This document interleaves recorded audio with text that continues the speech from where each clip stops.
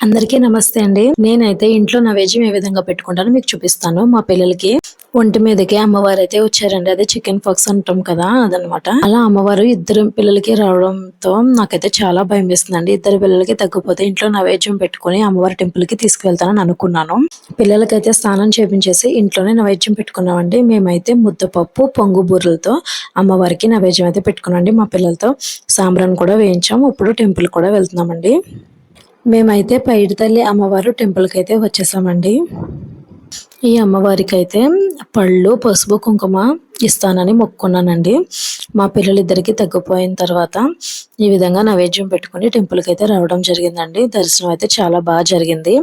ఈ పొంగు బుర్లు ఏ విధంగా వేసాను అన్నది మన ఛానల్లో ఆల్రెడీ అప్లోడ్ చేసామండి. కావాలంటే మన ఛానల్లో వెళ్ళి చూడొచ్చు. ఆ దేవుడి దయ వల్ల మా పిల్లలిద్దరికీ చాలా బాగా తగ్గిపోయిందండి. జై దుర్గామాత.